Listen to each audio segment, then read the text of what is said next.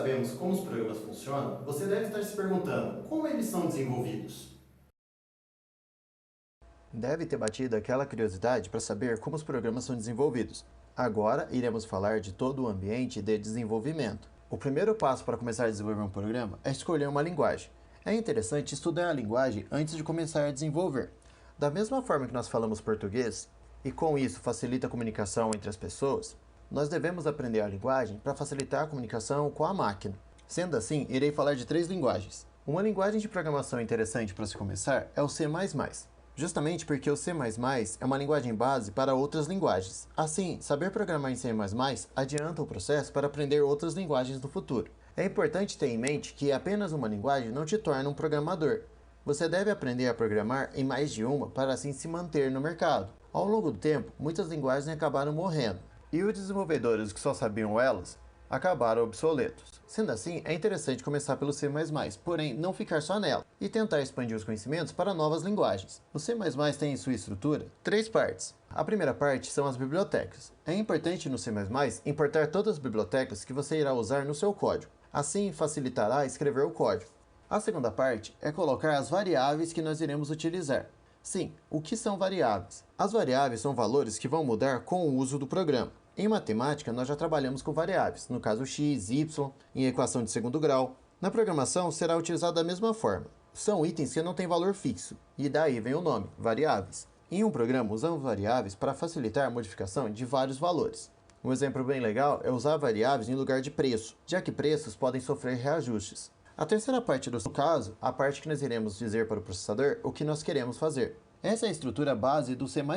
A nossa segunda linguagem a ser abordada será o Java. O Java muitas vezes é confundido com o JavaScript. O JavaScript é uma linguagem direcionada para execuções diretas. Já o Java em si é uma linguagem que permite criar programas em multissistema, já que ele cria uma camada superior, e assim um software feito em Java pode rodar tanto no Mac quanto no Linux quanto no Windows. A maior vantagem é facilitar criar programa multiplataformas. Uma desvantagem é justamente porque alguns programadores utilizaram o Java para criar vírus multiplataformas. As principais características do Java e suas vantagens é justamente o suporte e orientação ao objeto, que permite que o Java interaja com várias unidades, a portabilidade, já que você pode criar um programa para vários sistemas operacionais. O Java também é uma linguagem de alta performance. Isso quer dizer que ela consome pouco recurso da máquina para o seu desenvolvimento, além de ser uma linguagem tipada, que detecta o tipo de variáveis quando declaradas. E uma terceira linguagem para estudo é o PHP. Já o PHP é uma linguagem orientada a quem quer estudar programação web, pois ele tem uma programação simplificada e orientada a plataformas online. Entre as suas características, ele também é orientado a objeto, tem a sua portabilidade, já que páginas online podem ser abertas por qualquer tipo de sistema. Ele trabalha com um termo chamado Write on Run Anyway, que quer dizer que você já pode escrever e o programa já estará rodando, sem a necessidade de ter um compilador. E ela usa uma sintaxe parecida com C++, com uma vantagem: não é necessário declarar o material antes. Você pode declarar o material conforme for escrevendo o código. Para essas linguagens é necessário um compilador.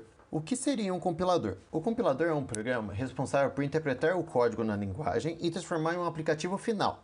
Isso quer dizer que uma vez que você passa seu código pelo compilador, ele vai ver se há falhas e te indicar como corrigi-la caso seja possível, ou informar que há uma falha que não pode ser corrigida e assim depende do programador a correção. Muitos compiladores utilizam de dicas para ajudar o desenvolvedor a achar suas falhas. Então o primeiro passo é escolher um bom compilador. Após escolher o compilador, devemos ver o modo de escrever o código. Muitos compiladores já trazem a área de escrita, porém, alguns outros apenas compilam. Assim, devemos escrever nosso código em um programa simples. Um dos programas mais comuns para a criação de código é o bloco de notas, justamente por ser um programa bem simples e não trazer nenhuma formatação junto ao texto, para não confundir o compilador. Outros 2 programas interessantes para a criação do código é o Notepad++, que é um bloco de notas que já vem com suporte às linguagens, o CodeBlock, que é um programa que já vem com o compilador e a área de escrita.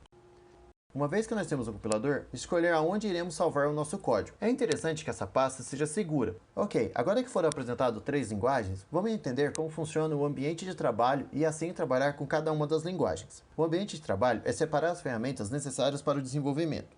O primeiro ponto para escolher nosso ambiente de desenvolvimento é ver em qual tipo de equipamento nós iremos escrever o nosso código, que é um computador rodando Windows, ou um computador rodando Mac, ou um computador rodando Linux, ou quem sabe um smartphone. Após escolher qual sistema operacional iremos trabalhar, devemos escolher uma linguagem. No caso das três, irei trabalhar com C++ e PHP. Por ser duas linguagens semelhantes, assim será mais fácil explicar como funciona a tradução de uma linguagem em outra. Agora que já escolhemos qual é a linguagem que iremos trabalhar, agora devemos escolher o nosso compilador. Para cada sistema operacional, haverá um compilador necessário.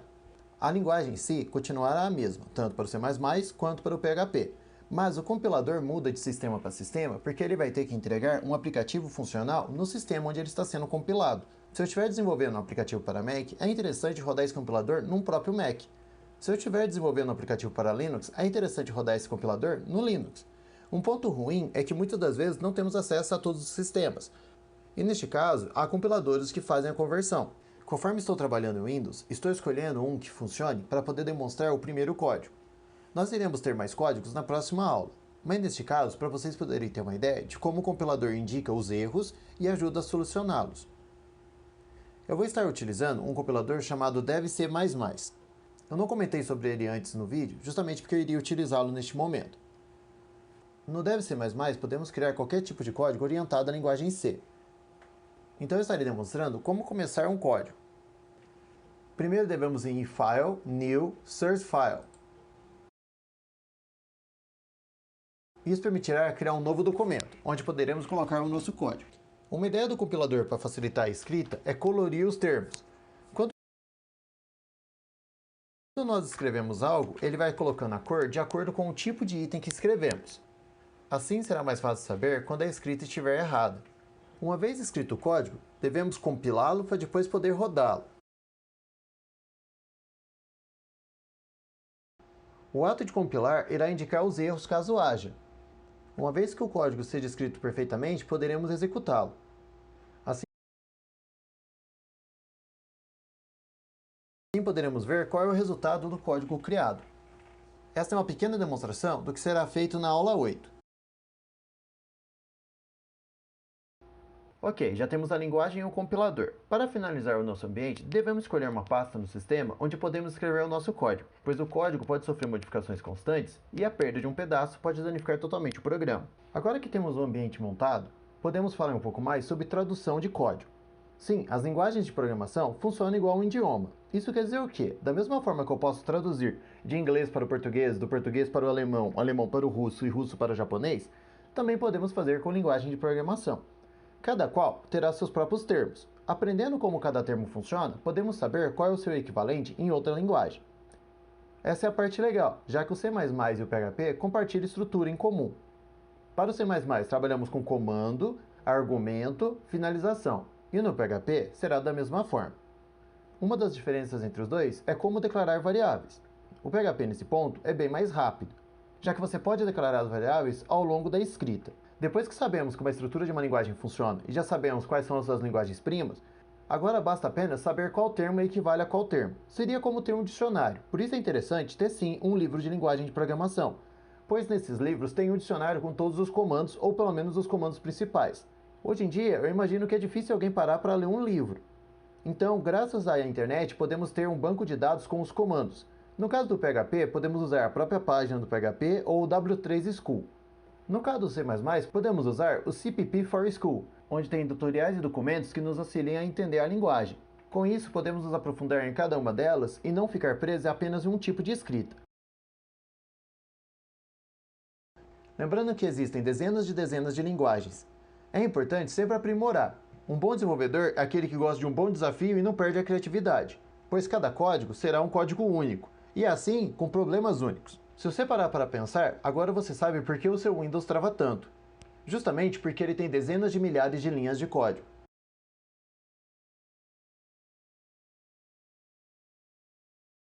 E lógico, deu muito trabalho para os desenvolvedores verificarem linha a linha. Isso quer dizer que você pode fazer uma ação que o desenvolvedor do Windows não previa. E isso irá causar uma falha, pois o processador não estará preparado para reagir ao que você fez. E aí vem o termo bug. O termo bug é utilizado justamente porque antigamente os computadores paravam e as pessoas acreditavam que a culpa era de insetos no sistema. Hoje em dia o termo é utilizado para explicar quando um código não responde como deveria, ou quando ele tem uma falha, um erro. É sempre importante, após terminar um código, fazer o que a gente chama de debug, ou escovar o código, ver se ele não tem nenhuma falha. Uma vez com o código pronto, a pessoa quer utilizar do programa.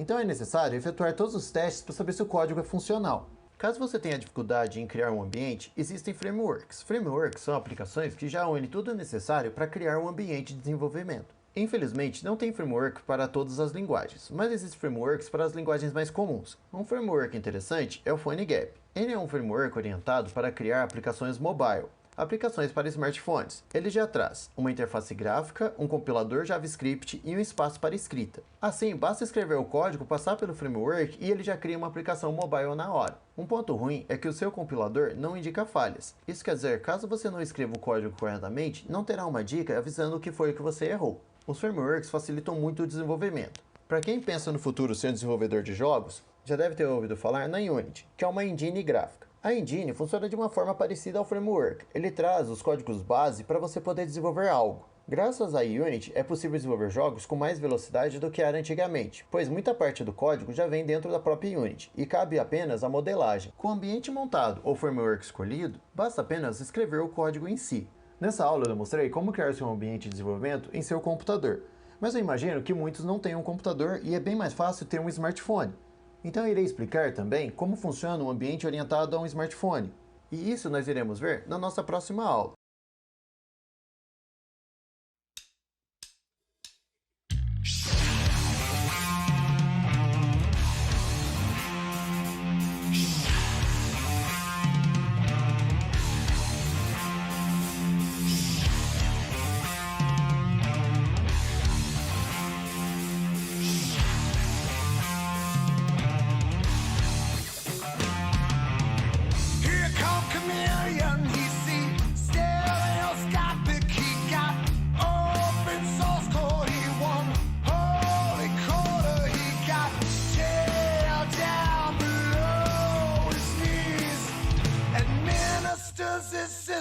Man, it feels like a breeze.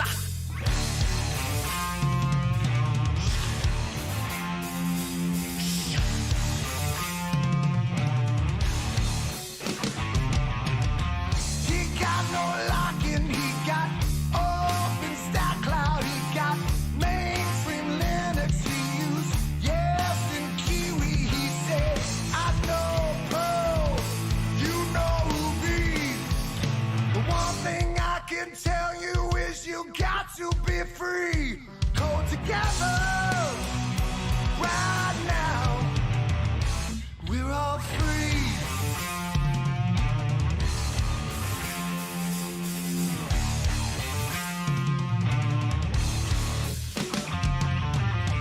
He's in production. He got massive uptime. He used open standards. He won Elite Hacker, he got software defined storage. According to Top, yeah, you got so much web free. Go together right now. We're all free.